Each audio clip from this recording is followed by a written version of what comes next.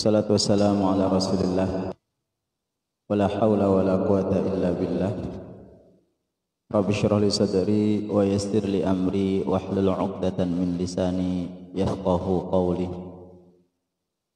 Allahumma inna nas'aluka al-huda wat tuqa wal 'afafa wal ghina. Bapak Ibu yang dirahmati oleh Allah Subhanahu wa taala, bersyukur pada pagi hari ini kita bisa berkumpul di masjid diiringi dengan rintik-rintik hujan yang sebenarnya enaknya itu adalah tidur. Enaknya itu adalah tidur. Ya, udah agak dingin, hujan, ya, hari Ahad, gitu kan? Masya Allah, enaknya tidur. Tapi karena kita punya visi kehidupan yang jauh, maka itu yang membangkitkan kita, yang menyemangati kita untuk melakukan sesuatu yang tidak dilakukan oleh orang pada umumnya. Orang pada umumnya bangun itu jam 6, jam 7. Kita karena perjalanan kita ini jauh dan kita tahu betapa banyak keutamaan bangun pagi-pagi itu, bahkan sampai Rasulullah SAW itu mendoakan umatnya, Allahumma barik ummati fi bukuriha. Ya Allah, berkahi umatku di pagi-pagi.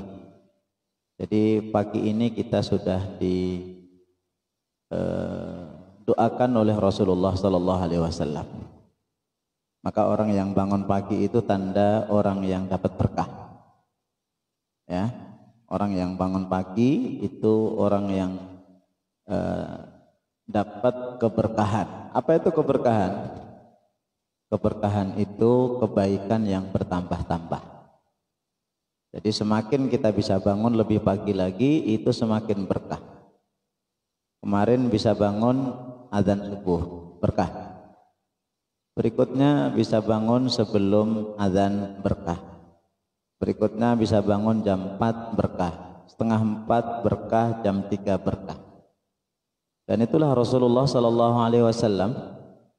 Rasulullah mencontohkan kepada kita bagaimana menghabiskan atau mengisi waktu itu dengan keberkahan-keberkahan.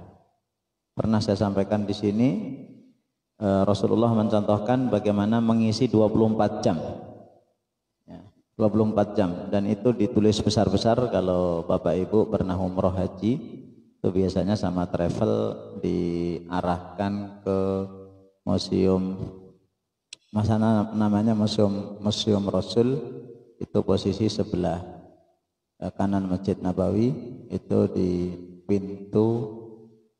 sekitar pintu 13. Itu ada museum, itu ada satu ruangan khusus, judulnya Yaumun Ma'al Habib, sehari bersama Rasulullah sallallahu alaihi wasallam. Jadi kita tinggal copy paste aja kalau pengen hidup kita berkah. Rasulullah bangun jam berapa, apa yang dilakukan, kemudian waktu subuh itu ngapain, ba'da subuh ngapain, pagi ngapain, itu istilahnya per detik. Per detik itu dicontohkan oleh Rasulullah SAW. Ya. Dan itu seharusnya terutama para bapak itu bisa mencontoh. Salah satunya begini, salah satunya saya kasih contoh. Kalau habis pulang subuh, nah, kalau Rasulullah itu kalau habis subuh itu Pak nggak langsung pulang, Pak. Habis subuh itu Rasulullah nggak langsung pulang. Beliau zikir dulu sampai matahari terbit, kurang lebih sekarang jam 6:05. Itu baru pulang. Tapi di masjid beliau banyak memanfaatkan waktu. Pertama itu mengevaluasi sahabat. Ini yang nggak datang siapa? Yang kedua zikir pagi. Yang ketiga tilawah Quran. Yang keempat ngasih nasihat. Nah, sekarang bapak-bapak ini habis subuh banyak nongkrong di masjid. Itu karena satu, memang rajin ibadah, alhamdulillah. Yang kedua karena di masjid ada wifi-nya. Ada wifi-nya. Wah, wifi-nya kenceng lagi. Wah, masya Allah. Yang ketiga karena lagi ada masalah sama istri. Mendingan di masjid aja lah daripada di rumah. Nanti dengerin kaset di setel terus. Kenapa belum nyambung Ustaz? Oh, lagi diambil. Baik, ini sambil nunggu. Jadi habis subuh Rasulullah itu pulang ke rumah istri beliau. Ya, pulang ke rumah istri, kemudian beliau pergi ke istri yang tadi malam beliau nginep. Nah, kalau ini nggak usah dicontoh bapak-bapak. Ya, giliran kita yaitu itu aja lah istri kita satu. Kalau Rasulullah kan istrinya banyak. Tapi banyaknya istri Rasul itu jejer di samping Masjid Nabawi, Pak. Kita bayangkan yang pertama yang sudah pernah umroh haji ke ngadep ke Ka'bah, mohon maaf ke arah Masjidil Haram, berarti ngadep selatan. Itu sebelah kiri kan ada Raudhah ya. Depan kiri Raudhah, itu samping Raudhah itu ada makam Rasul. Dari makam Rasul sampai ke belakang itulah rumah istri Rasul. Jadi istri Rasul yang jumlahnya 9 itu jumlah istri Rasul 11, 2 meninggal duluan, Khadijah sama Zainab. Itu 9 itu jejer, Pak. Dan bentuknya satu istri itu satu kamar. Satu istri satu kamar kurang lebih ya 3 kali 4 meter. Jejer gitu ya. Nggak kebayang, Pak ya. Bapak ini agak melongo-melongo, Bapak ini nggak kebayang. Istrinya 9 itu jejer, Pak. Dan bentuknya kamar, bukan rumah. Maka ada surat kamar. Surat apa? Al-Hujurat. Surat kamar-kamar, karena rumah Rasul bentuknya kamar. Tuh. Coba, ibu kalau dikasih suami, rumah hanya satu kamar, kira-kira mau nggak, Bu? Bu? Mau nggak, Bu? Oh, mendingan hidup sendiri aja katanya. Nggak mau lah. Tapi Masya Allah tidak ada istri Rasul itu yang protes. Udahlah itu ya. Kemudian Rasulullah begitu ketemu istri, Pak, itu suami, Rasulullah itu suami, nggak ngerepotin, Pak. Ada beberapa hadis, contohnya kata Rasul ke Aisyah terutama, karena Aisyah itu rumahnya paling dekat dengan pintu masjid. Ya Aisyah, hal indakum syai'? Aisyah, ada sesuatu enggak? Mau sarapan maksudnya. Ada sesuatu enggak?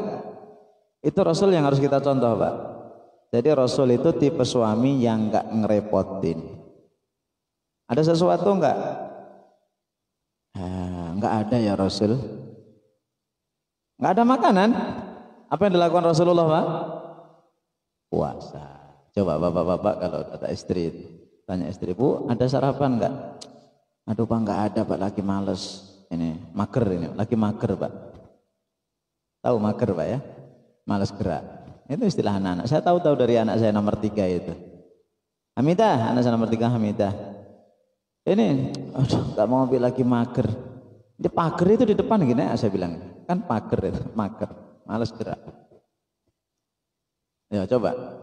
Ini kalau kita, Pak, ibu ini udah dikasih uang belanja tinggal tapi kalau Rasul alas idan adan shaim, kalau begitu saya puasa aja. Nah, ini enak. Nah, hari berikutnya di hari yang lain ketika Rasul itu mau ke rumah istrinya, tanya ada sesuatu enggak?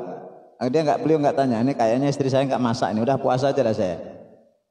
Begitu beliau berniat puasa pagi ke rumah Aisyah, kata Aisyah, ya Rasulullah, kemarin ada orang yang ngasih saya hadiah makanan his. His itu kurma dicampur susu, pokoknya enak lah. Saya juga berkali-kali ke sana itu nyari-nyari nggak ada. Katanya sih enak. Katanya nanti bareng-bareng Pak ya ke sana ya. Ya, mau nggak? Nah kalau mau ya pekan-pekan ini saya yang bayar. karena Saudi masih ditutup. Ya Rasulullah, ini ada his. Nah ya udah kalau begitu saya nggak puasa. Nah, ini pesan, ya pesan Rasulullah SAW kepada kita dua hal. Yang pertama, istri kalau tidak masak, tidak ada, biasa aja. Ya kalau memang mau makan, ya masak sendirilah. Kalau mau makan, keluarlah nyari makanan. Yang kedua, kalau istri masak, bapak-bapak, hargai istri itu. Ya, masak apapun itu dihargai, dicicip lah. Dan jangan pernah sekali-kali keluar kata-kata yang melemahkan dia. Ini Pak sarapannya, nggak mau, dia di masjid sudah sarapan, apa masakan kayak gitu? Mati ngeblak ya Pak. Atau mungkin malah, apa makanan ini bu, masakan istri tetangga itu lebih enak. Masya Allah. Nah kemudian yang ketiga, coba tadi kalau Aisyah itu begitu dapat makanan, dimakan nggak Pak? Disimpan. Itu Pak, mulianya wanita itu seperti itu. Mulianya wanita, entah itu ibu kita atau istri kita, itu kalau makanan Pak, nggak tega Kak dimakan sendiri Pak. Coba kalau bapak-bapak dapat makanan Pak, mikir istri sama anak nggak Pak? Ketawa lo semenes. Itu laki-laki begitu. Kalau perempuan Pak, kemana-mana itu ada makanan Pak, disimpan, betul Bu? Betul, maka kemana-mana ibu-ibu itu bawa tas. Ya ada arisan, tasnya apa masukin. Untuk apa? Untuk cucung katanya. Bagus, itu memang fitrah perempuan begitu. Lanjutkan, Bu, lanjutkan, nggak apa-apa. Nggak apa-apa, bagus. Baik, itu ya ternyata belum nyambung-nyambung, nggak apa-apa. Pagi ini kita akan membahas tafsir surat Al-Quran, yang mana intinya adalah kita ingin ihdinas siratal mustaqim. Ya. Dulu pernah saya sampaikan, tapi dulu sifatnya umum. Bagaimana kita itu bisa selalu mendapatkan hidayah. Intinya itu pagi ini. Bagaimana setiap saat kita itu nggak lepas dari hidayah. Mengapa? Karena hidayah itu bukan sesuatu yang kalau sudah masuk nggak keluar lagi. Jangan sampai salah paham. Orang kalau sudah dapat hidayah itu tidak ada jaminan selalu dapat hidayah. Satu itu. Jadi si A dapat hidayah, belum tentu besok hidayah itu masih ada, bisa jadi hilang. Hari ini dia rajin sholat misalnya, itu hidayah. Belum tentu ada jaminan besok dia tetap rajin. Kemudian yang kedua Bapak Ibu, hidayah itu perlu ditambah-tambah. Ya, dia itu rajin betul sholat, tapi ternyata sama istri belum akur, berarti belum dapat hidayah berkeluarga. Itu maksudnya. Maka agar kita itu mendapatkan hidayah dari Allah Subhanahu wa taala, Bapak Ibu yang dirahmati oleh Allah, itu ada banyak hal yang harus kita lakukan. Ya, banyak hal yang harus kita lakukan. Satu, dan ini nanti amalkan, insya Allah Bapak Ibu itu dapat hidayah. Memang berat. Hidayah itu kira-kira begini loh Bapak Ibu. Kita pergi ke jauh, kemudian kita naik mobil, nyopir. Itu hidayah itu di depan kita. Ya, speedometer itu hidayah. Ya, speedometer kecepatan itu hidayah. Jarum bensin itu hidayah. Oke. Kemudian hidayah ada lagi di kanan kiri kita, rambu-rambu lalu lintas itu hidayah. Ibarat hidayah itu begitu. Jadi hidayah itu sudah dipasang oleh Allah, sudah diturunkan kepada manusia, tinggal kita mau menerima atau tidak. Udah itu aja. Bapak Ibu naik mobil, ya speedometer ada tulisan 100 km di tol misalnya. Berarti maksimal berapa? 100 km. Saya kapan itu nyoba tol pakai Veloz, pakai Avanza Veloz. Pengen ngerasain, Pak. Tol itu kalau kecepet itu kayak apa? Saya enggak lama. Kalau Veloz itu maksimal berapa, Pak? 180. Saya coba Veloz putih itu saya kebut ketemu 170. 170. Teman-teman yang di belakang ini, ayo lanjut, nambah. Ah, dia ini penggoda namanya, Pak. Penggoda. Saya kebut 170. Saya rekam. Kemudian pernah pakai lagi mobil CR-V. Enak mobilnya. Yang punya ini ngeluh, Ustadz mobil saya ini nggak bisa ngebut. 130 aja udah ngereng. Ayo coba di tol Lampung ini, Pak. Padahal ada tulisan 100 km. Saya cuma nyoba aja. Saya gaspol, mentok 185. Yang punya mobil itu, Ustadz berhenti Ustadz, bukan berhenti, kurangi Ustadz, kurangi. Enggak apa-apa. Dia malah yang ini panas dingin, keringetan ya. Baik. Kalau saya sebutin nama pemiliknya, tahulah Bapak Ibu namanya. Saya hanya ingin nyoba gitu lah. Dan kalau seandainya saya misalnya ban pecah terus mati itu ya, itu yang salah bukan hidayah 100 kilometernya, yang salah bukan speedometernya, yang salah saya.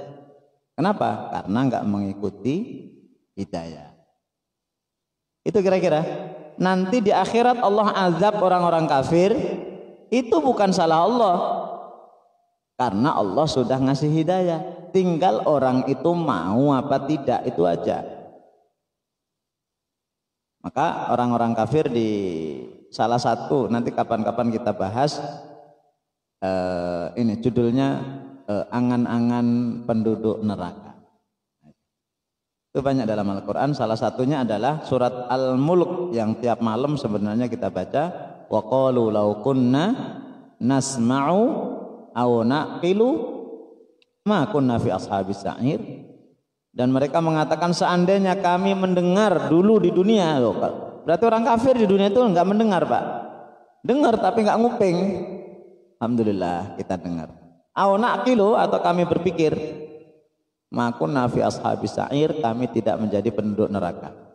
Di sini Allah katakan, Allah dahulukan nasma'u, kami mendengar. Kenapa? Hidayah paling mudah itu diterima dengan banyak mendengar. Hidayah itu paling mudah didapat dengan banyak mendengar. Maka orang kalau punya masalah pendengaran, otomatis punya masalah dengan pengucapan.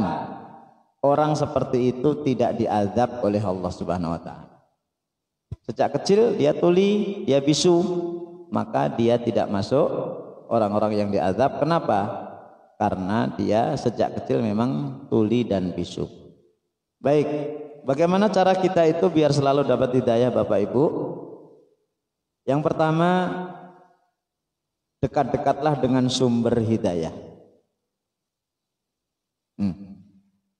Dekat-dekatlah dengan sumber hidayah.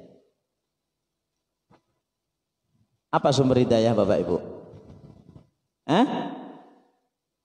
Sumber hidayah apa? Al-Quran. Dzalikal kitabu la raiba fihi hudal lil muttaqin. Itu dekat-dekat dengan sumber hidayah, yaitu Al-Quran. Artinya apa? Orang yang dekat dengan Al-Quran, insya Allah dapat hidayah. Tapi tidak semua orang yang dekat dengan hidayah, dengan Al-Quran itu dapat hidayah, tergantung niatnya. Ada orang yang membuka Al-Quran untuk mencari kesalahan. Banyak orientalis, salah satu Goldizer itu Pak, pengen nyari kelemahan-kelemahan. Tapi tidak sedikit orang yang pengennya itu nyari kelemahan Al-Quran malah dapat hidayah. Nah kita ini alhamdulillah sejak kecil sudah muslim. Begitu ketemu dengan Al-Quran berarti tambah-tambahlah hidayah kita. Dekat-dekat dengan Al-Quran itu apapun kita itu dekat dengan Al-Quran silahkan dilakukan. Entah belajarnya ya, mulai dari baca tulis, pratahsin, tahsin, dan itu memang melelahkan. Apalagi belajarnya sudah tua-tua seperti ini Bapak Ibu yang rata-rata ini umurnya sudah di atas 20 tahun baru belajar Al-Quran. Tapi yakini itu adalah cara Allah menggerakkan kita untuk dapat hidayah. Maka walaupun Bapak Ibu belajarnya itu ya Allah dari dulu pratahsin terus nggak lulus, nikmati itu. Saya nggak nyinggung siapapun ya. Istri saya kan kadang-kadang ngobrol sama saya, itu ada tipe-tipe ibu-ibu diajarin gini susah, diajarin gini susah. Kita ini kadang-kadang kalau dekat dengan Al-Quran itu ngeluh nggak Pak? Diajar pengen belajar Al-Quran. Begitu dia dikasih tahu ini ada program, waduh nggak cocok harinya. Maunya hari Senin, Senin kerja. Ada ya udah hari Senin. Begitu aduh ustadznya masih muda. Ya udah nyari yang tua, aduh ustadznya kelemak-kelemek. Mau yang tegas, aduh ustadznya galak. Wah ini mau apa ini? Udah itu tanda-tanda dia nggak mau dapat hidayah. Nah dekat-dekat dengan Al-Quran ini ya belajar Al-Quran itu sendiri atau membaca buku-buku tentang Al-Quran. Minimal di rumah Bapak Ibu ada Quran terjemah.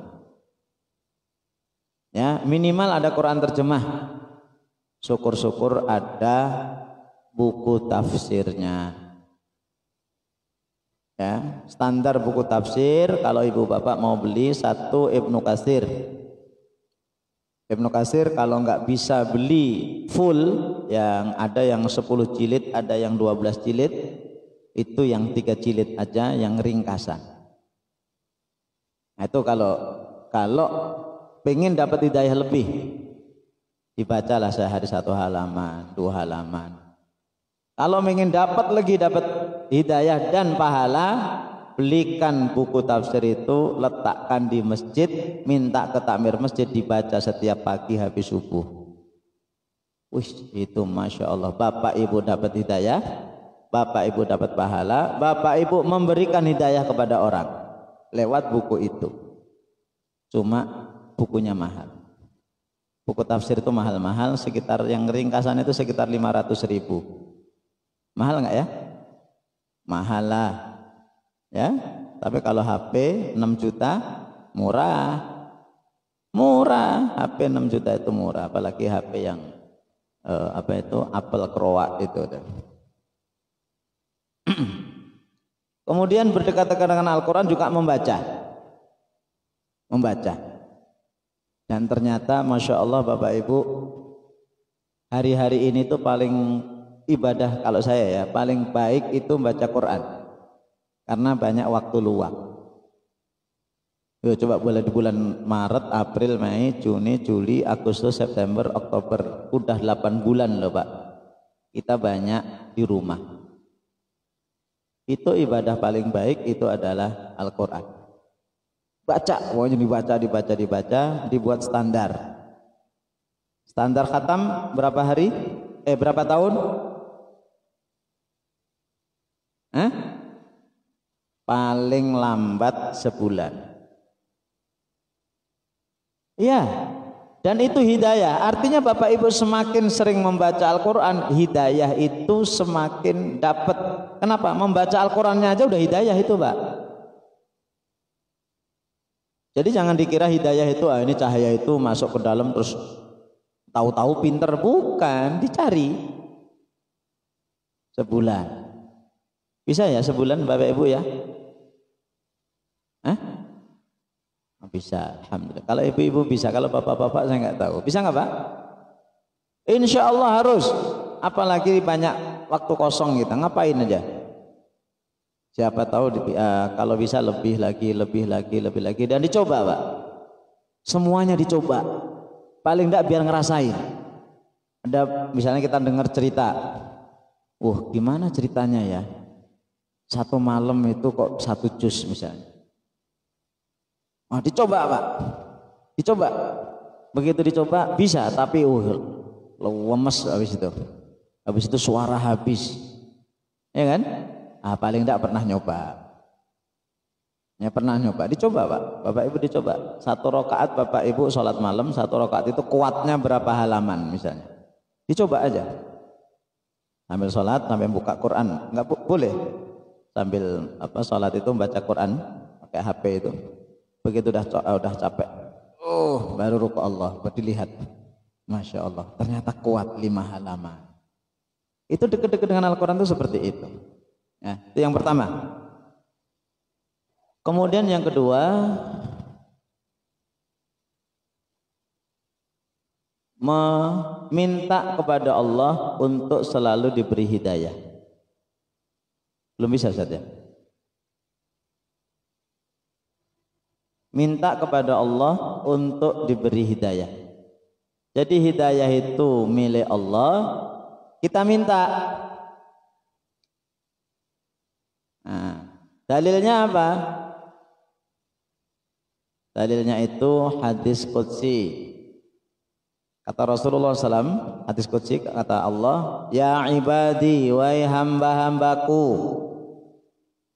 inni haramtu zulma ala nafsi, aku mengharamkan kezaliman atas diriku, wa ja'altuhu bainakum muharraman, aku jadikan kezaliman itu haram.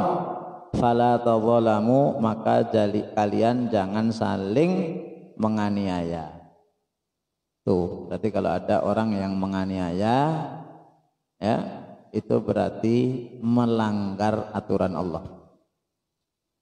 Ya ibadi, wahai hambaku, kullukum dhallun, semua kalian itu tersesat.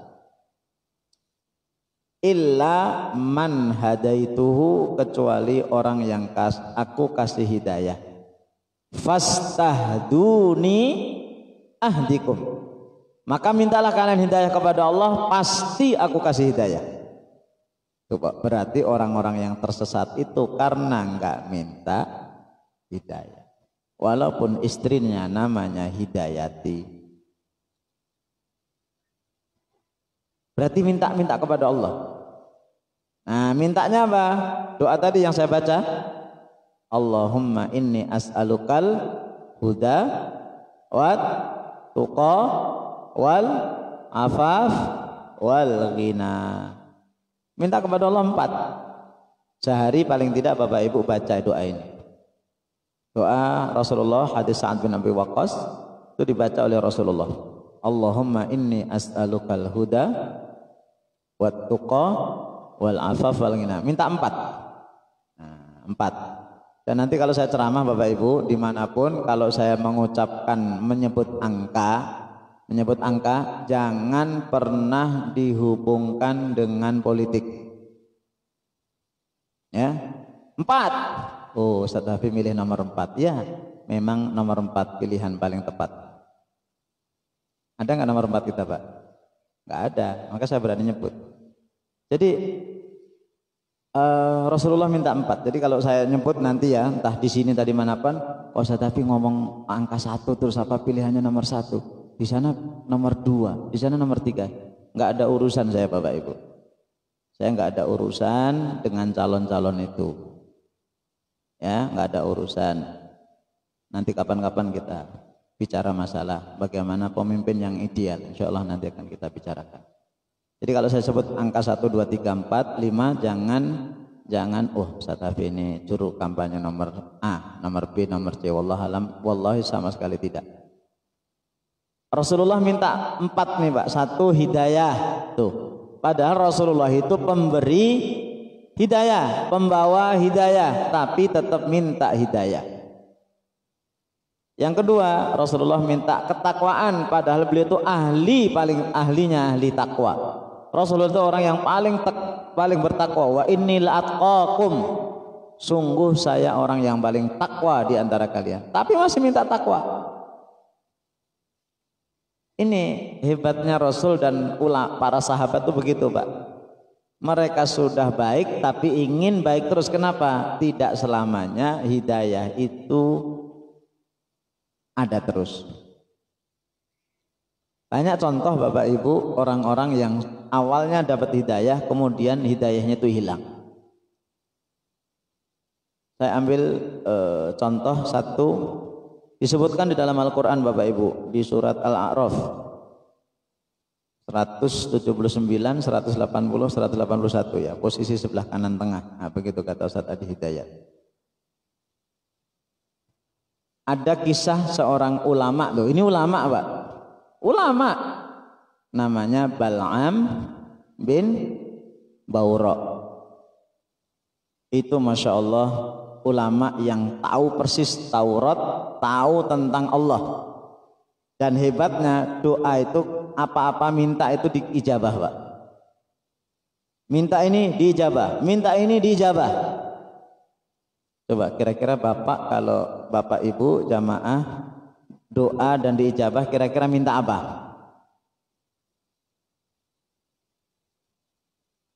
Enggak, ini kalau diijabah berarti bukan di surga, bukan di akhirat atau di dunia.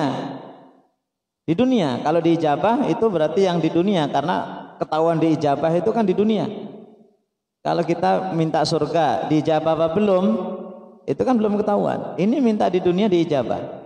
Kira-kira minta apa Pak? Motor.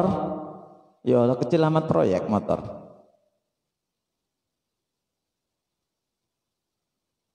Minta ketenangan. Kata ulama, seandainya kalian punya doa yang pasti diijabah, mintalah pemimpin yang adil. Tuh. Itu ulama, kalau ada kalian tahu doa kalian itu diijabah, maka mintalah pemimpin yang adil. Kenapa? Kalau pemimpin itu adil, itu mengayomi hidayah Bapak. Mengayomi hidayah. Karena hidayah itu juga dipengaruhi oleh kekuasaan. Tapi kalau pemimpinnya tidak adil, macam-macam. Kemudian wal afaf, al afaf itu tadi huda, takwa. Yang ketiga afaf, afaf itu kesucian diri, harga diri. Dan Rasulullah adalah orang yang paling punya harga diri, paling suci. Rasulullah minta. Kemudian wal ghina, kekayaan. Rasulullah itu adalah orang yang paling kaya, maksudnya kaya hati, kaya jiwa. Walaupun secara fisik atau secara materi Rasulullah itu adalah kadang-kadang kaya, kadang-kadang miskin, walaupun beliau minta kepada Allah untuk menjadi orang miskin.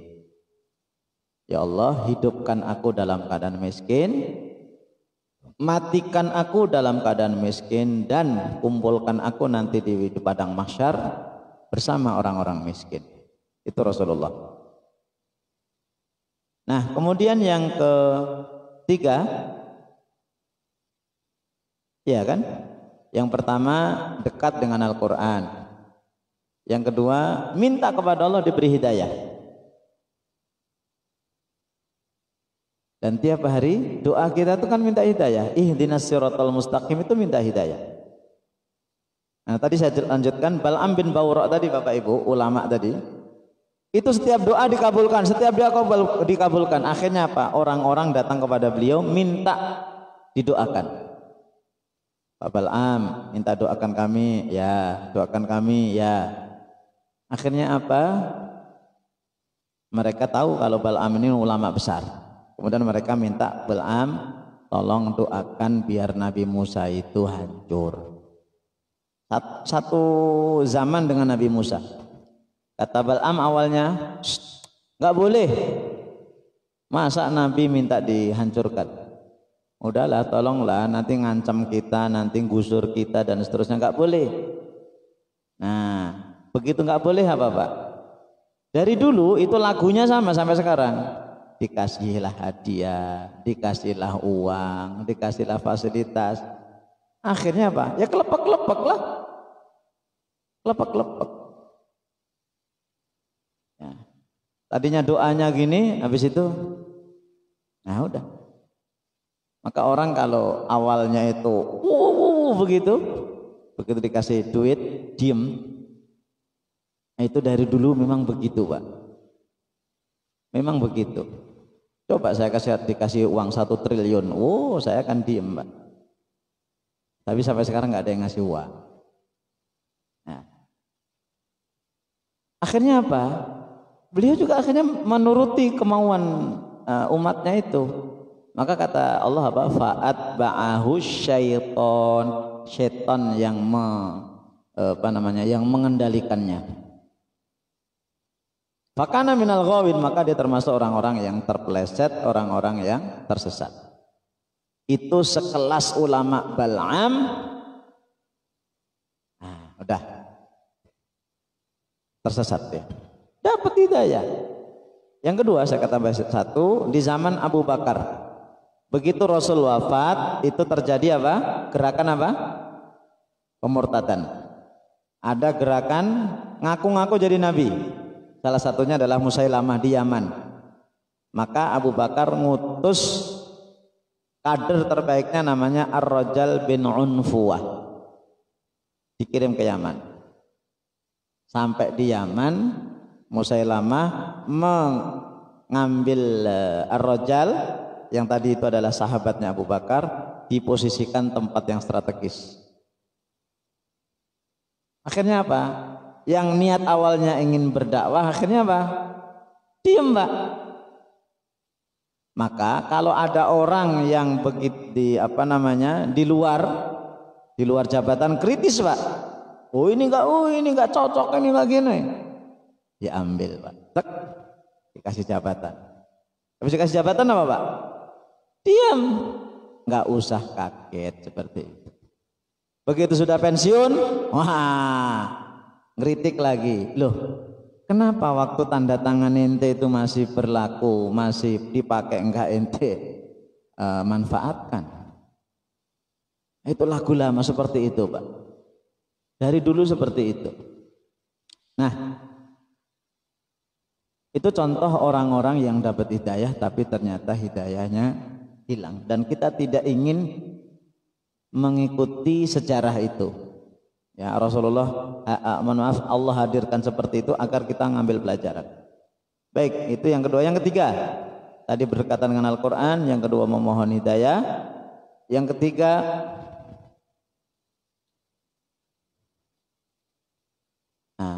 saling menasehati. Dan ini yang nyaris tidak ada dalam keluarga.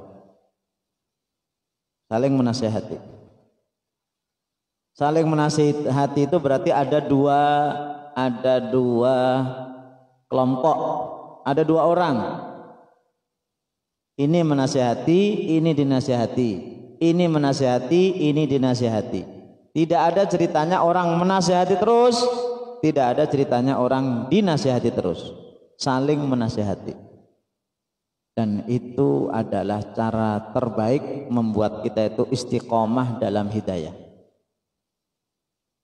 Saya sekarang ini menasihati Bapak Ibu. Ya, menasihati Bapak Ibu. Nanti saya dinasihati. Gitu loh, Pak. Siapa yang menasihati saya? Banyak. Mohon maaf, saya tiap hari Kamis pagi itu dari jam 8:30 sampai menjelang zuhur, coba bayangkan, itu dengerin tausiah. Dari 8:30, pasnya jam 9, 8:30 itu ngobrol-ngobrol dulu se-Indonesia. Pakai apa itu? Zoom itu. Ya. Sampai menjelang zuhur, tiap hari Kamis, Pak. Maka kadang-kadang sebagian yang saya dengar itu kadang-kadang saya sampaikan di sini. Ini saya anggap pas ini, taruh di sini. Itu saya mendapatkan nasihat. Saya dapat nasihat, nah saya menasihati Bapak Ibu. Kemudian saya juga ada kadang-kadang sebulan itu sekali 2 kali diskusi sama teman-teman, buka buku, ya ini si A buka ini, si A buka ini, kemudian kita diskusikan. Itu hidayah. Itu hidayah. Terus yang ketiga juga kadang-kadang juga dinasihati oleh istri dan anak-anak. Nah, Bapak Ibu sekarang mendengarkan nasihat. Nanti begitu Bapak Ibu pulang ke rumah masing-masing, suasana nasihat itu harus hadir di rumah. Dan ini yang nyaris tidak ada. Ya, gunakan rumah itu seperti sekolah, seperti masjid, Pak. Caranya gimana? Nih saya kasih tahu, tolong praktekkan. Dan itu nggak sulit. Tolong praktekkan, Pak. Ustadz, saya bukan Ustadz. Nasihat itu bukan masalah Ustadz, bukan Ustadz. Yang penting ada kemauan. Oh, Ustadz saya sudah tua. Justru malah sudah tua itulah layak untuk menasihati. Caranya gampang. Nanti malam ya, dimulai ya. Gini, sebelum tidur itu kalau habis isya itu kan siap-siap tidur. Saya nggak tahu Bapak Ibu tidur jam berapa rata-rata? 10. Jam 10. 11. Masya Allah. Ya, karena baca Quran tadi itu ya. Alhamdulillah. Oh, senang saya sama. Wah, luar biasa. Isya itu selesai jam 8. Tidur jam 11, 3 jam baca Quran. Dapat 5 juz itu. Waduh. Kalah harus saya kejar nih. Baik. Masya Allah. Kalau saya tidur itu jam 8:30, jam 9 Bapak Ibu. Iya, bisa tanya istri dan anak-anak.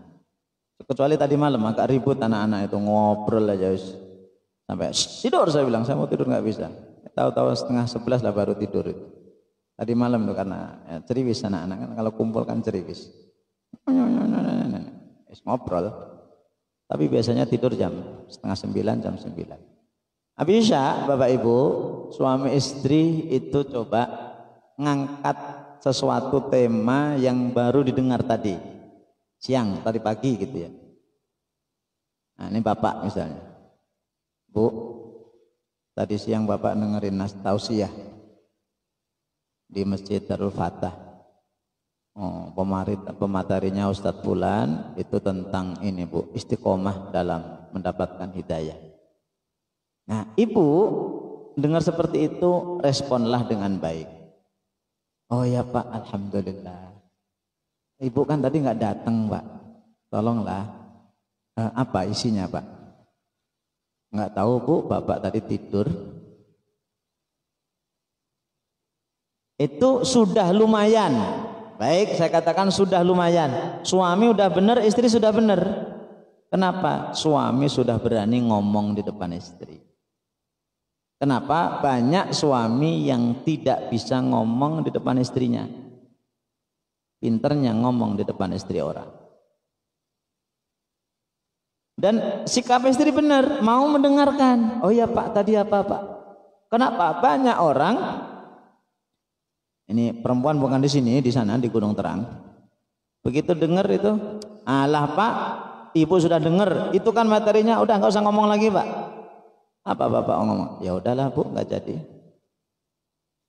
Besok Bu, tadi ada Bapak mendengarkan hadis di pengajian di habis subuh. Apa Pak? Ini apa namanya? Tentang keutamaan sedekah. Contoh sedekah. Oh iya Pak, apa hadisnya? Kira-kira tadi pokoknya siapa yang bersedekah itu nanti Allah akan permudah masuk surga. Oh iya Pak. Terus gimana Pak? Nah itu. Gini Bu, mulai besok kita sedekah yuk. Nah, itu berarti Bapak Ibu dapat hidayah sedekah. Ya, itu kalau biasa nanti nggak terasa ngomong suami istri itu tahu-tahu, ya Allah Bu, udah sampai jam 11. Itu nggak terasa. Dan itu nanti kalau biasa suami istri seperti itu, nanti anak-anak akan ikut-ikutan Dan nanti kalau anak kita itu berkeluarga akan seperti itu. Ya, ternyata ayah bunda itu kalau mau tidur tuh ngobrol dulu. Nah, nanti anaknya ikut tuh, Pak. Enggak sengaja itu ngajarin anak. Dan cuma kalau memang ngobrol suami istri apalagi malam itu jangan formal-formal amat, Pak, Bu. Bu, malam ini tema kita tentang keutamaan sedekah. Kita buka dengan basmalah. Apa ini? Bismillahirrahmanirrahim. Bu, dengerin Bu. Dengerin ini. Bapak ini pemimpin kamu, Bapak ini ustaz. Bubar sudah. Dan paling mudah, Pak, minimal sepekan sekali. Kapan? Pak, dapat ilmu sepekan sekali kapan, Pak? Ahad belum tentu datang, ini hujan ini, banyak yang nggak datang. Yang itu pasti datang, Pak, kapan? Jumat, Pak. Mesti datang, Pak, kita, Pak. Jumat. Begitu selesai Jumat, malamnya ngobrol. Bu, tadi Bapak sholat di Masjid Darul Fatah. Nggak tahu, Bu, Darul Fatah itu mazhabnya apa ya, alirannya? Emang kenapa, Pak? Masa nggak ada khutbah Jumat, Bu? Padahal saya datang itu jam 11:30 loh. Nah, kok gimana ceritanya? Nggak tahu. Ya, tahu-tahu tuh komat gitu ya. Ya Bapak gimana? Ya Bapak habis salat tahiyat masjid duduk di di tiang belakang. Mohon maaf Pak Gani, bukan Pak Gani. Duduk di tiang belakang habis itu tidur. Tahu-tahu dia dibangunin. Nggak ada khutbah Jumat. Ya gimana mau ada khutbah Jumat? Dia tidur. Bu, misalnya tadi khutbah Jumatnya tentang ini. Itu Pak, Bu, itu jadi pembicaraan renyah suami istri. Dan itu tanda keluarga yang hidup. Kenapa? Bapak dapat cahaya, dapat hidayah di masjid, cahaya itu dibawa ke rumah. Kira-kira bisa nggak, Pak? Nggak, saya tanya dulu, Pak. Bisa nggak, Pak? Insya Allah harus. Ya mohon maaf kalau saya ya biasa sama istri seperti itu. Bisa ya insya Allah. Ibu-ibu bisa ya mendengarkan suara suami, bisa ya. Sementara jadi pendengar yang baik dulu, Bu. Nah, nanti kalau udah ketemu selahnya, ceramai suami. Nah, nggak apa-apa. Itu namanya saling menasihati. Kalau suami biasa menasihati istri, nanti anak-anak mudah diatur. Lihatlah, anak-anak itu susah diatur salah satunya karena suami istri tidak ada saling mengatur. Itu sudah rumus, Pak. Tapi kalau suami istrinya sudah biasa baik, ya terbuka, kemudian juga saling memberi, saling menasihati, anaknya itu nanti ikut. Gampang menasihati. Ya, saling menasihati. Maka kata Allah, wal asri innal insana lafi khusrin illa alladzina amanu wa amilus solihati wa tawasaw bil haqqi wa tawasaw bis sabr. Saling menasihati. Kenapa kita perlu saling menasihati? Karena orang itu gampang lupa dengan hal-hal yang tak terlihat. Ini kuncinya, Pak. Bahkan Rasulullah juga dinasihati oleh Allah. Kadang-kadang Rasulullah juga dinasihati oleh sahabat. Ada beberapa peristiwa Rasulullah itu dinasihati. Dan bahkan Rasulullah minta nasihat. Nih, coba contohnya. Rasulullah loh, Pak, minta nasihat. Ini terjadi di tahun 6 Hijriah. Ketika Rasul dan para sahabat dari Madinah ke Mekah mau umroh. Ya, mau umroh. Begitu sampai di Hudaybiyah. Biasanya kalau Bapak Ibu umroh itu travel, kalau yang bagus itu ngejak ke Hudaybiyah. Sampai di Hudaybiyah dicegat oleh orang kafir, nggak boleh masuk. Waduh, gimana ini? Padahal sudah niat umroh. Maka Rasulullah SAW memutuskan untuk tidak masuk ke Masjidil Haram, tapi nanti ada perjanjian Hudaybiyah. Itu kan ada beberapa poin. Kemudian mau nggak mau harus tahallul. Ya kan? Harus tahallul, harus istilahnya salam lah kalau dalam sholat itu harus tahallul. Maka Rasulullah SAW memerintahkan para sahabat untuk gundul rambut, cukur semuanya. Gimana Pak? Sahabat langsung gundul nggak Pak? Tidak ada satupun sahabat yang taat sama Rasul. Betul, memang begitu hadisnya. Nggak ada satupun sahabat yang taat sama Rasul Pak. Nggak ada yang mau gundul. Dan ketika nggak taat itu bukan berarti sahabat nggak taat sama Rasul, bukan. Tapi saking mereka inginnya tawaf dan inginnya umroh. Jangan-jangan nanti masih ada kesempatan. Maka Rasulullah masuk ke tenda. Karena ada tempat tenda istirahat, menemui istrinya. Mohon maaf, kebetulan saat itu istri yang dibawa itu Ummu Salamah. Namanya istri saya, Ummu Salamah. Itu ya. Saya hafal betul kisah ini karena kebetulan namanya Ummu Salamah. Kata beliau nih, gimana sahabat itu? Saya suruh gundul nggak mau. Gimana kaummu itu? Marah, Rasulullah marah. Coba istri Rasul Ummu Salamah, apa kira-kira jawabannya Pak? Biasanya istri itu senangnya manas-manasin, betul ya? Pak, kalau bukan sekarang, kapan lagi Pak? Mumpung Bapak lah jadi kepala dinas, ambillah itu proyek, panas-panasin Pak. Tapi Rasulullah SAW begitu mengeluh, curhat lah istilahnya itu, kalau sekarang istilahnya itu curhat. Ummu Salamah itu Pak nggak ngompor sama sekali Pak. Bukan iya sahabat itu tersesat, iya sahabat itu memang udah nggak taat sama kamu. Atau mungkin kok ya Rasulullah, engkau itu sekarang udah nggak punya wibawa, sama sekali enggak. Kata beliau, ya Rasulullah SAW, para sahabat itu sudah rindu dengan Ka'bah, udah 6 tahun mereka nggak lihat Ka'bah. Dihibur Pak, 6 tahun nggak lihat Ka'bah. Coba bayangkan, padahal jarak mereka tinggal di situ, lahir di situ, dan tahu bagaimana kedudukan Ka'bah. 6 tahun mereka nggak lihat Ka'bah. Mereka bukan taat kepadamu ya, bukan tidak taat kepadamu ya Rasul, tapi karena mereka rindu betul dengan Ka'bah.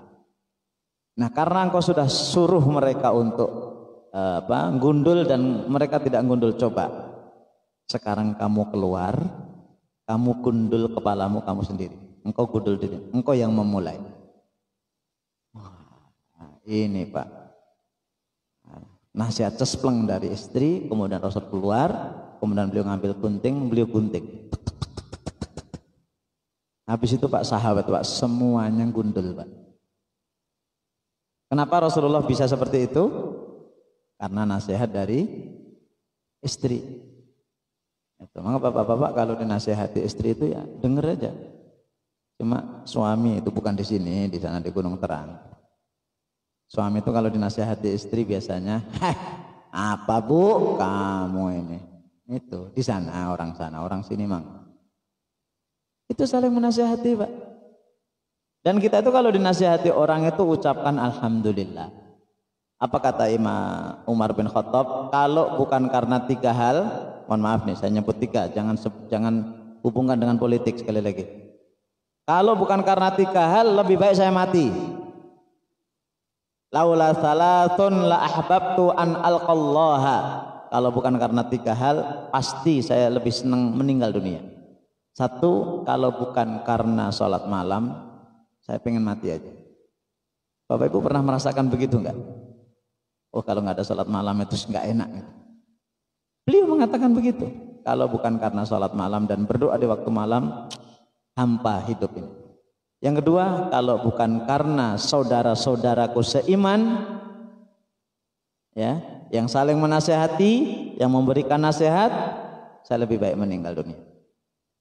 Yang ketiga, kalau bukan karena berjihad di jalan Allah, saya lebih baik meninggal. Itu Umar bin Khattab. Senang. Dan bahkan Umar itu kalau ada orang yang kritik beliau doakan. Ya. rahimallahu rajulan a'tani au ahdani uyubi. Mudah-mudahan Allah merahmati orang lain yang mau menghadiahi aibku, kekuranganku. Kemudian contoh terakhir, Imam Abu Hanifah. Imam Abu Hanifah itu imam besar di Baghdad, di Irak sana. Itu suatu saat Pak jalannya tuh becek. Ada anak kecil mainan, keceh, bahasa Jawanya tuh keceh. Apa kata Imam Abu Hanifah? Nak, hati-hati, nanti kamu tergelincir, jatuh nanti. Kata anak itu, engkau siapa? Saya Abu Hanifah. Oh, imam besar itu, kata anak. Bukan, mereka aja yang ngomong saya imam. Saya biasa aja. Terima kasih atas nasihatnya, tapi saya nasihati engkau wahai imam. Hati-hati, engkau harus hati-hati, kalau enggak engkau dan umatmu akan tergelincir. Abu Hanifah dinasihati anak umur 7 tahun 8 tahun, Pak. Beliau mendengar dan sejak saat itu beliau kalau memutuskan perkara itu ngumpulin murid-muridnya baru keluar fatwa. Kalau si anak kecil itu jatuh, yang sakit hanya badannya. Tapi kalau Abu Hanifah jatuh, tergelincir, salah fatwa, itu yang tersesat seluruh umat. Jadi tidak ada orang yang tidak butuh nasihat. Nomor 3. Nomor 4. Satu lagi. Menyingkirkan segala hal yang menghalangi masuknya hidayah. Ya. Menyingkirkan segala hal yang menghalangi masuknya hidayah. Masuknya hidayah, penghalang hidayah itu banyak. Di antaranya apa? Sombong. Ya. Sombong maksud saya sombong itu enggak mau dinasihati, itu namanya sombong. Kemudian banyak debat, banyak ngeyel. Ya, dikasih hati, dikasih nasihat, ini. Dan itu enggak sedikit. Makanya mohon maaf, kadang-kadang saya kalau ada yang konsultasi, saya jawab, terus dia ngeyel, saya biasanya habis itu saya berhenti, Pak. Ini hukumnya begini. Tapi kata itu Ustaz, ya sudah, nyari Ustaz sana aja. Beberapa kali saya tipe seperti itu, nggak mau banyak debat. Ini hukumnya boleh, ini nggak boleh. Kan masih ngeyel. Terus ini gimana? Ya sudah, cari aja. Itu ya. Jadi itu penghalang hidayah itu diantaranya adalah sombong, banyak debat, ya, banyak debat.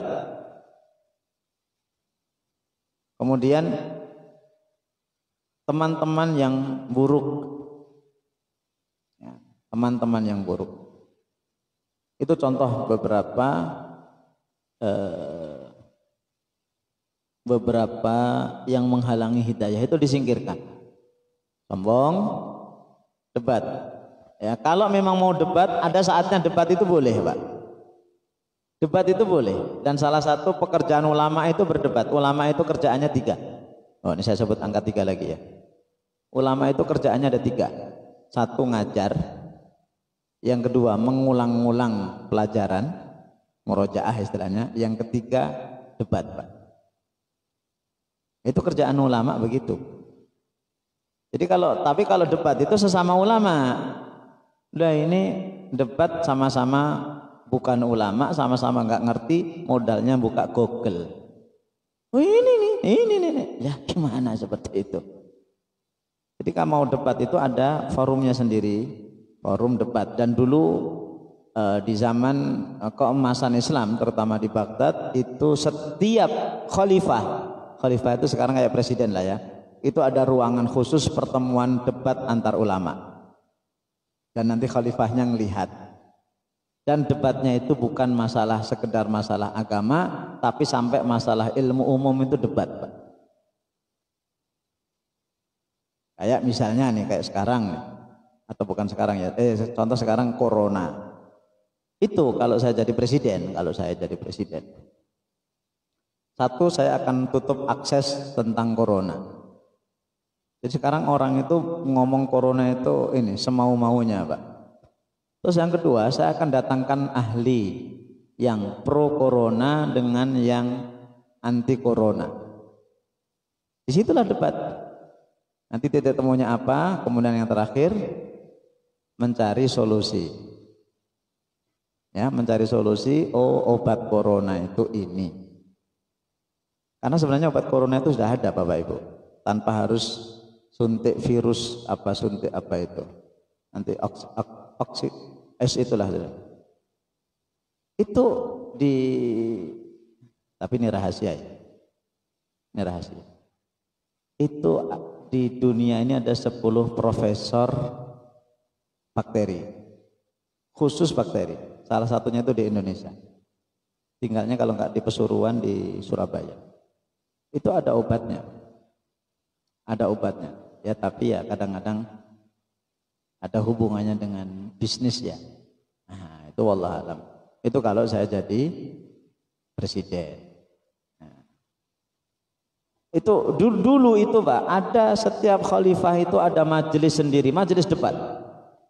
Dan kalau debat itu pokoknya mempertahankan pendapatnya. Cuma dulu kalau debat itu Bapak Ibu saling menghargai. Ini sekarang debat itu debatnya di dunia maya, ya kan? Debatnya di grup HP itu Pak. Gimana mau debat? Begitu mau jawab lihat dulu jawabannya di Google, copy paste. Belum dibaca, udah di copy paste kirim gitu. Ini debat model apa itu? Ya boleh, debat itu boleh, tapi ada tempatnya dan orang-orang khusus. Jangan debat di depan umum, nggak ngerti. Ya itu ya. Itu menghindari hal-hal yang menghalangi masuknya hidayah. Salah satunya tadi adalah banyak debat. Maka Bapak Ibu hindari yang namanya debat. Kemudian yang terakhir, siap menerima segala risiko dengan hadirnya hidayah.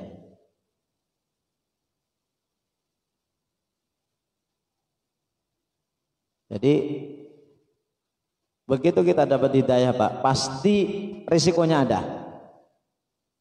Ya, orang dapat hidayah mesti resikonya ada. Dan itu Allah hanya ingin tahu sejauh mana kita itu serius mengikuti hidayah. Contoh begini, kita jalan, di depan kita itu ada ini Pak, ada perempuan. Ada perempuan cantik lah, terus auratnya itu nggak jelas itu Pak, pakaian belum jadi itu udah diambil. Nah begitu kita itu melihat Pak, Allah itu sebenarnya langsung ngasih hidayah Pak.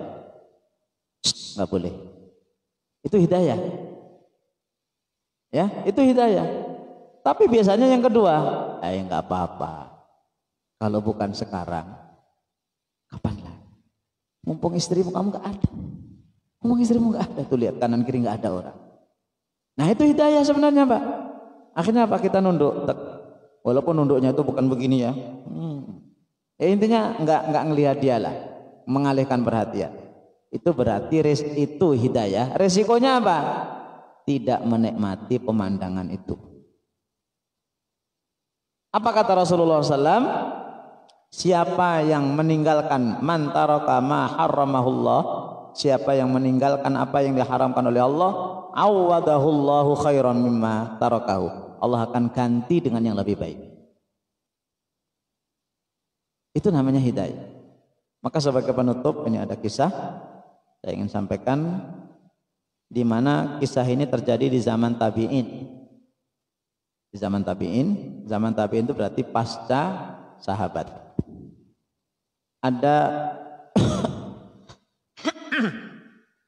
Ada anak muda itu yang kehabisan bekal. Kemudian beliau mampir di sebuah masjid. Ternyata di masjid itu ada syekh yang ngasih taklim. Kemudian setelah anak itu masuk masjid, dengerin, selesai pulang, anaknya itu anak muda yang dalam perjalanan, Ibnu Sabil dalam bahasa Arabnya, itu curhatlah, intinya dia adalah orang yang kehabisan bekal, nggak punya apa-apa lagi, tolong minta untuk tinggal bersama Syekh sekaligus mau belajar. Baik, kata beliau.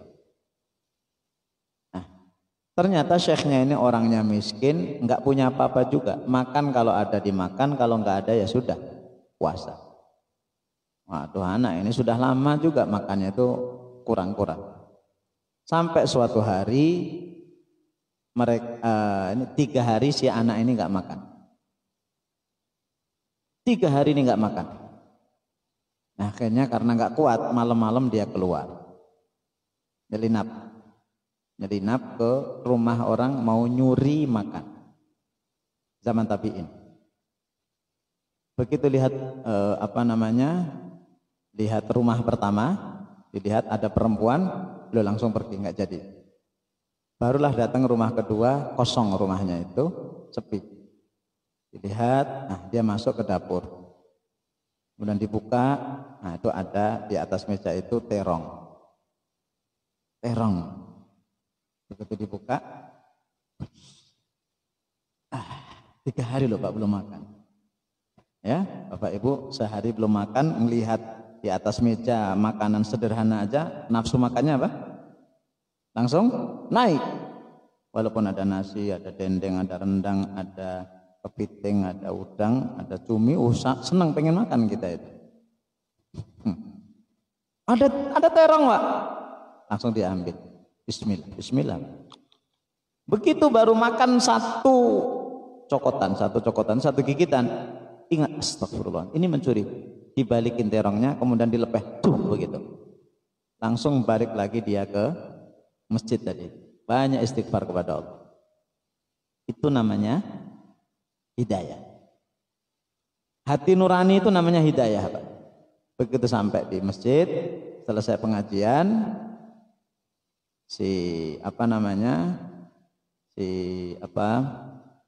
ada ibu-ibu yang yang ngomong lah, saya ini sudah lama ditinggal oleh suami saya, ini masa idah saya sudah habis, saya pengen nikah.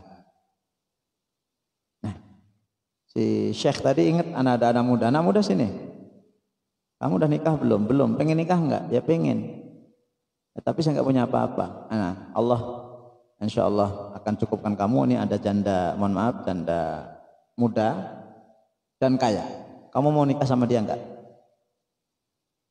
Mau, katanya.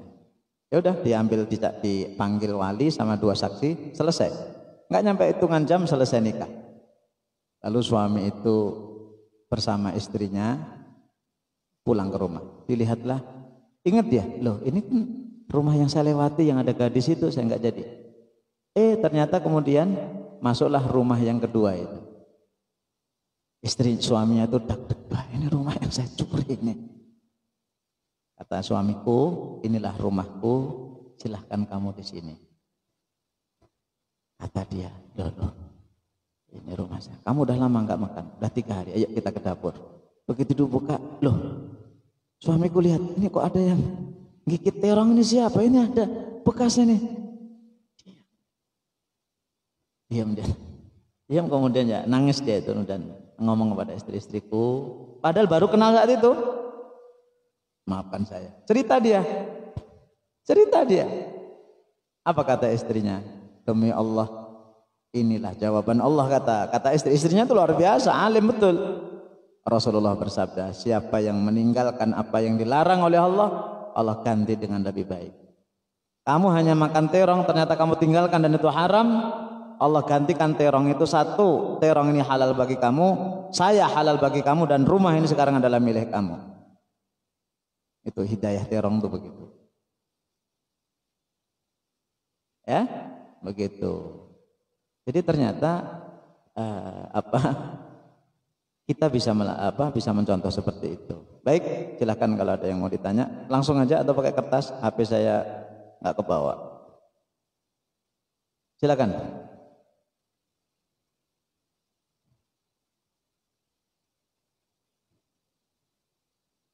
Ya.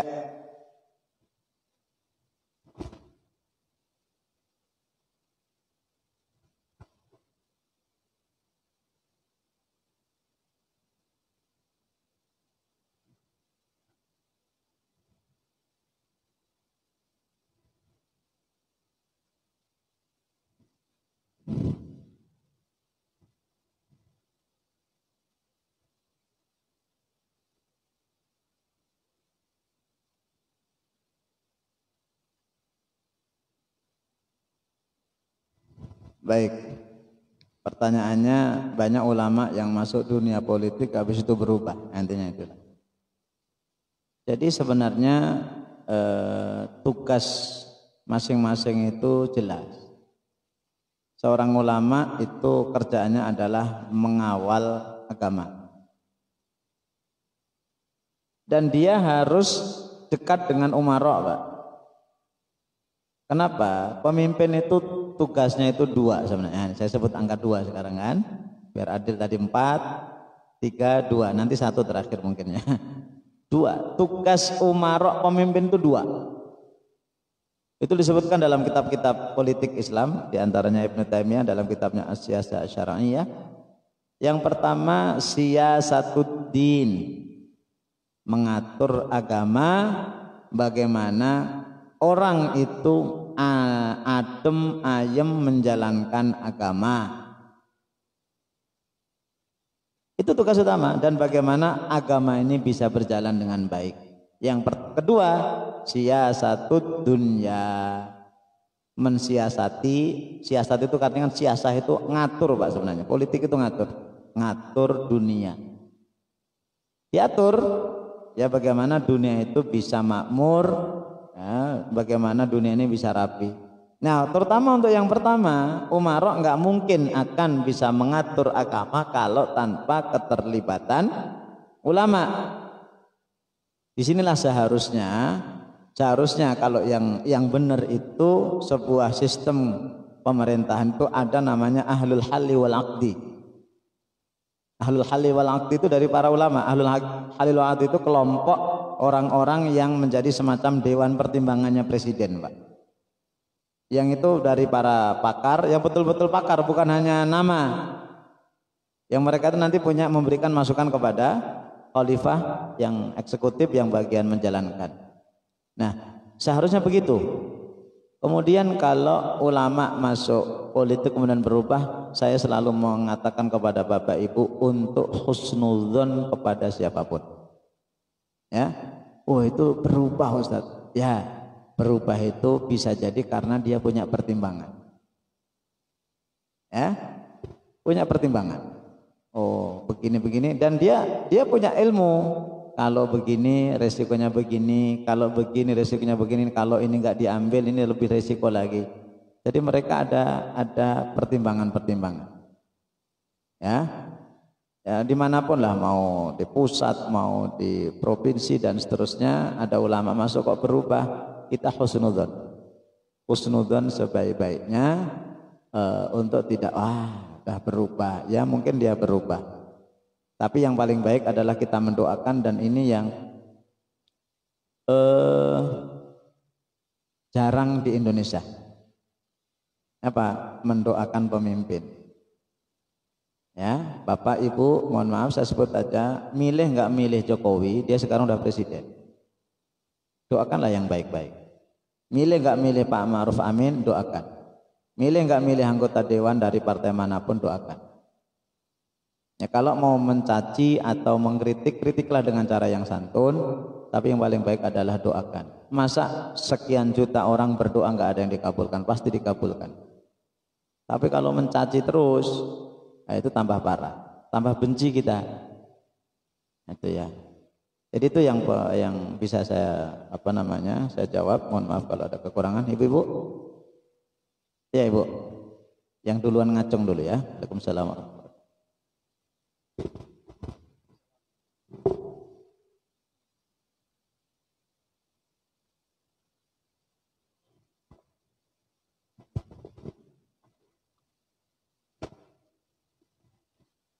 Masya Allah. Waalaikumsalam warahmatullahi wabarakatuh. Ibu bagusnya suaminya namanya Pak Hadi gitu ya, biar dapat hidayah. Baik, hidayah itu apa sih? Jadi sebenarnya kajian tentang hidayah itu banyak poinnya. Pertama itu definisi hidayah secara bahasa maupun secara istilah. Kemudian macam-macam hidayah. Ya. Kemudian yang ketiga tadi udah, agar kita dapat hidayah. Yang keempat, penghalang hidayah. Yang kelima, contoh-contoh orang yang kehilangan hidayah. Yang keenam, contoh-contoh orang yang mencari dan mendapatkan hidayah. Kurang lebih 6 kali pertemuan. Ya, kita ringkas-ringkas saja. Hidayah itu dari kata-kata hada, ha, dal, ya, alif layinah sebenarnya, ya, hada, yahdi. Itu secara bahasa mengarahkan dengan lembut kepada yang lebih baik. Itu namanya hidayah. Ya, mengarahkan, membimbing dengan baik, dengan lembut ke arah yang baik. Itu namanya hidayah. Terus macam-macam hidayah. Hidayah itu ada 2 macam, hidayatul irsyad dan hidayatul taufiq. Hidayatul irsyad itu hidayah yang Allah sudah berikan kepada seluruh manusia tanpa terkecuali. Semua kita itu dapat hidayah dengan bentuk yang berbeda-beda. Ya, apa hidayatul irsyad? Yang pertama, fitrah. Semua manusia itu sudah dikasih fitrah yang sama. Enggak ada fitrah kita itu belenyon, itu enggak ada. Fitrah itu namanya bertuhan. Sekafir-kafirnya orang kafir itu kalau kepepet mesti ingat Tuhan. Oke, saya pernah cerita di sini, saya ulang lagi nggak apa-apa. Yang cerita ini kawan, saya sih nggak mengalami. Dia dari Bakau ke Merak atau Merak ke Bakau saya lupa. Naik kapal, duduk di kursi ekonomi. Kalau saya mohon maaf sering menghindar ekonomi itu karena apa? Di depan itu ada apa? Orjen tunggal. Orjen tunggal. Ya, dan ininya MC-nya itu ya pintar. Assalamualaikum warahmatullahi wabarakatuh. Menikmati ini bla bla bla bla bla bla bla. Nyanyilah. Ya kayak Bapak Ibu tahu lah orjen tunggal itu kalau nyanyi begitu. Nah, di tengah perjalanan kapalnya ini oleng, Pak. Apa kata MC Bapak Ibu? Mengingat cuaca yang tidak bersahabat, mari kita berhenti sebentar berdoa kepada Allah. Sesuai dengan agama masing-masing, mudah-mudahan Allah menyelamatkan kita. Berhenti termasuk penyanyinya itu. Begitu selesai, alhamdulillah Allah kabulkan doa kita, kita lanjutkan nyanyinya.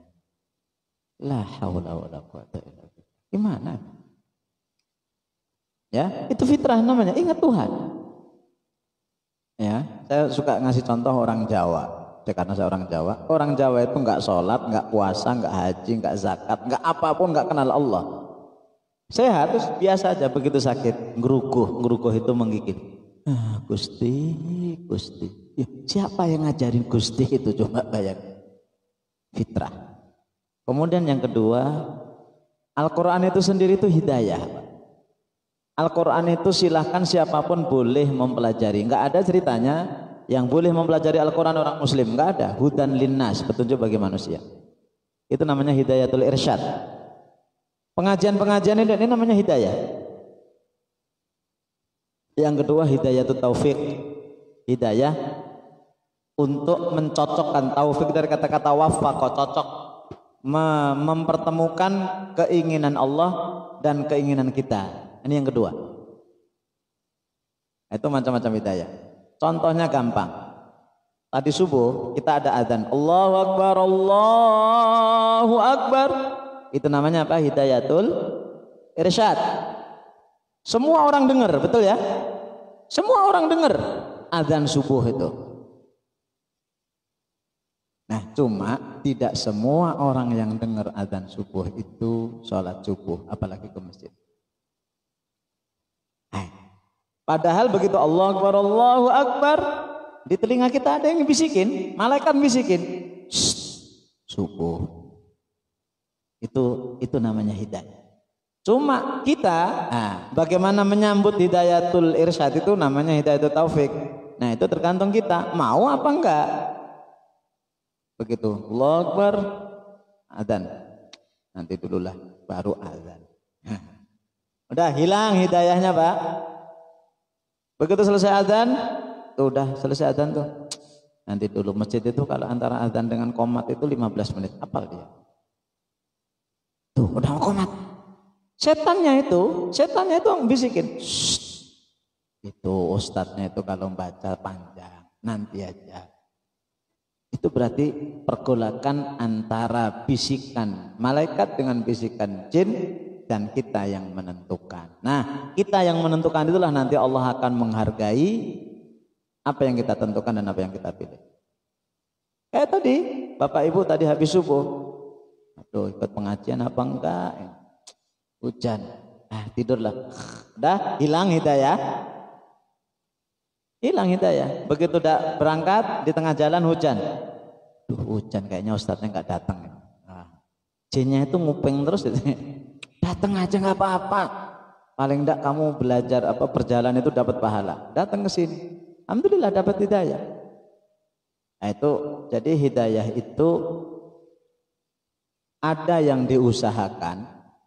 Ada yang diusahakan dan ada yang akan dikasih. Cuma Allah itu akan ngasih kalau kita berusaha. Itu intinya. Jadi antara Allah dengan kita itu ada titik temunya. Itu hidayah. Baik, terakhir Ibu. Paling terakhir. Waalaikumsalam warahmatullahi wabarakatuh.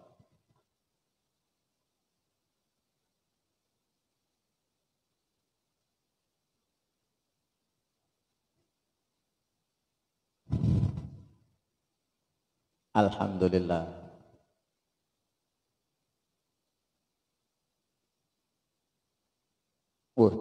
Ibu anaknya 7. Oh, maksudnya kok mau nyaingin saya gitu.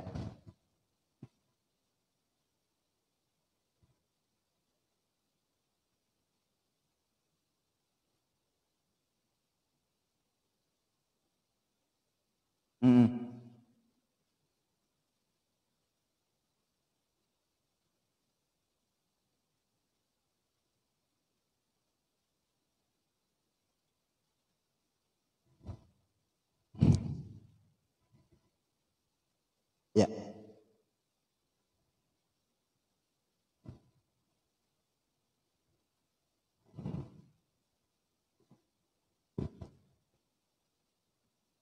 Baik.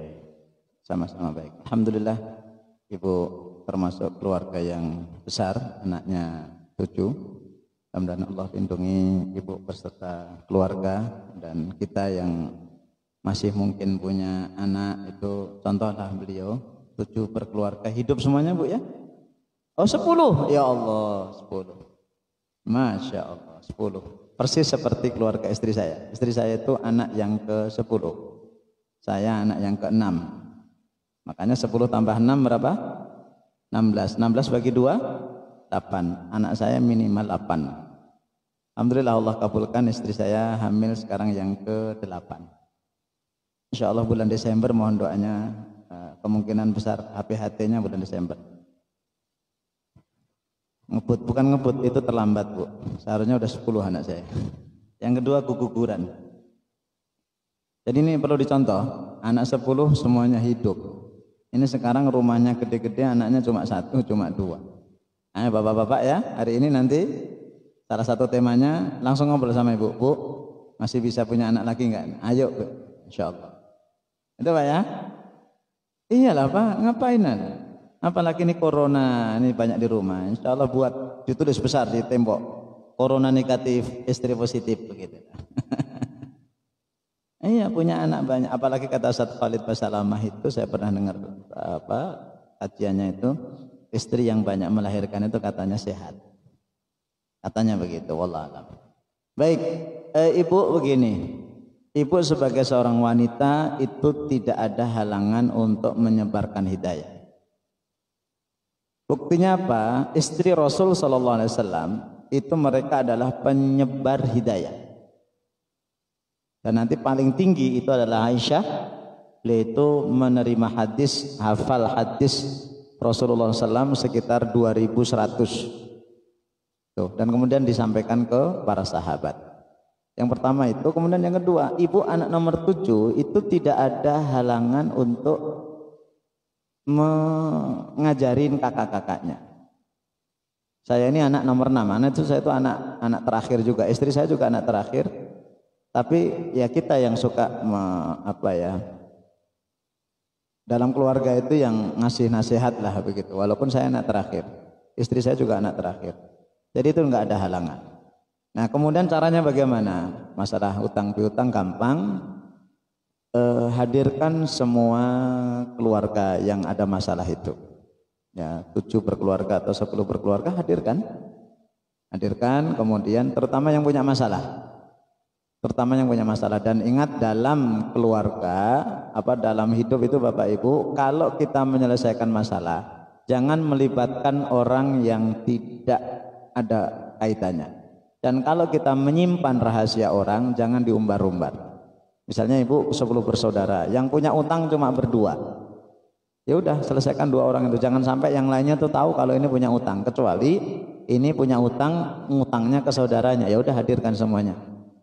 Biasakan dalam hidup itu jangan ngerembet kemana-mana. Kadang-kadang kita itu urusan rumah tangga orang, kita yang malah tahu. Itu nggak ada manfaatnya.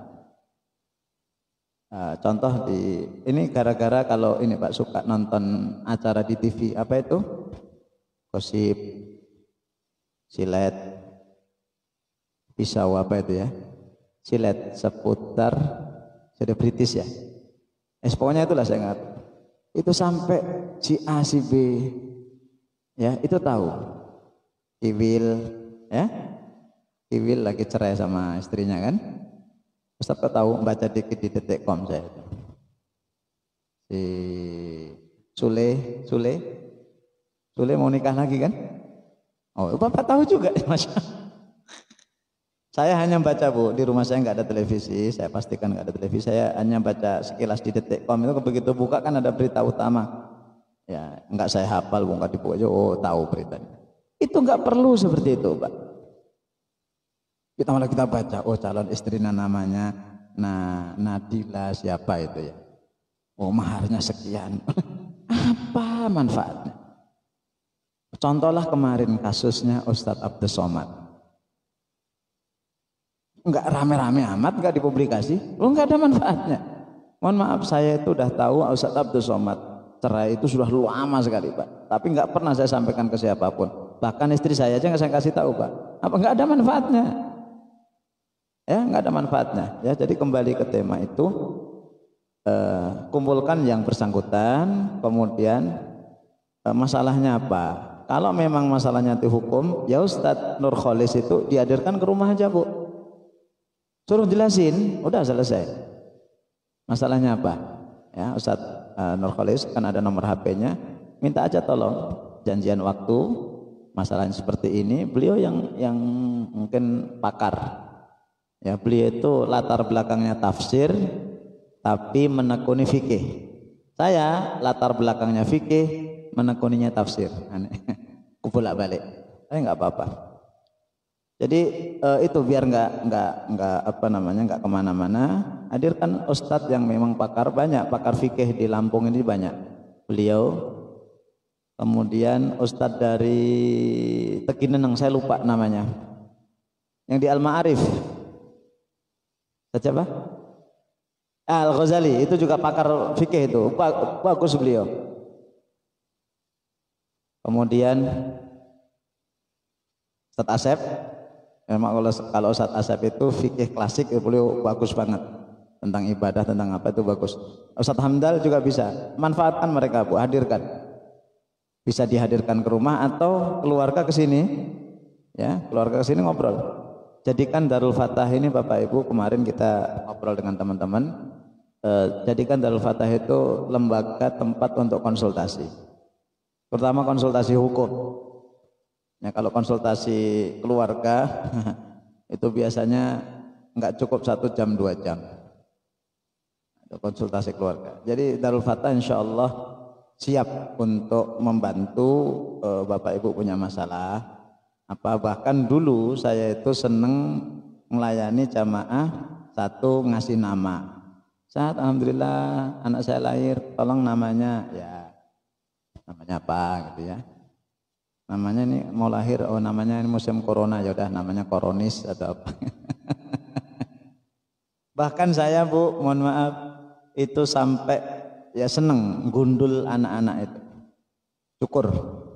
Cukur anak kecil itu. Saking kita pingin kita ini keluarga gitu. Ya kalau kita sempat. Ya, kalau kita sempat, apalagi mohon maaf yang puncaknya itu adalah ngurusi jenazah. Ini Darul Fatah lagi mikir satu, pengen ada ya apalah semacam apa rukun kematian, kemudian yang kedua pengen ada pengadaan ambulan. Bapak Ibu kalau punya ambulan di rumah nganggur bawa aja ke sini. Ya, siap kita pakai itu ya. Dalam rangka untuk melayani gitu ya. Bapak Ibu nyumbang Darul Fatah itu sudah enggak hitung-hitungan lagi, miliaran loh Pak. Masjid ini aja nilainya ini 3 miliar loh Pak, masjid ini Pak. Nilainya 3 miliar. Nah, itu maka kami mikir apa yang kami bisa sumbangkan. Salah satunya adalah ibu kalau ada masalah apapun jangan sungkan-sungkan untuk konsultasi. Ya, Bapak Ibu punya sungkan-sungkan untuk konsultasi. Walaupun kami tidak bisa memberikan solusi. Tapi sekedar Bapak Ibu datang dan mengeluhkan itu sudah luar biasa. Ustaz, nah ini biasanya kalau udah Ustaz, itu misalnya udah konsultasi. Kita udah nebak, saya suka nebak. Ini konsultasi paling tentang keluarga. Sampai tentang dengan suaminya, dengan anaknya. Ada juga Ustaz, saya punya masalah utang, bisa enggak Ustaz bantu? Batin Ustaz apa? Saya juga punya utang. Bisa enggak bantu Ustaz? Dari apalah zakat atau berapa? Enggak banyak Ustaz. Berapa? Cuma 10 miliar Ustaz. Ya enggak apa-apa, kita dengerin aja enggak apa-apa. Itu Bu ya, insyaallah Ustaz Darul Fatah akan siap. Baik, mudah-mudahan ini yang bisa saya sampaikan dan mudah-mudahan bermanfaat. Kita tutup dengan doa kafaratul majelis. Subhanakallahumma bihamdika asyhadu an la ilaha illa anta astaghfiruka wa atubu ilaik. Assalamualaikum warahmatullahi wabarakatuh.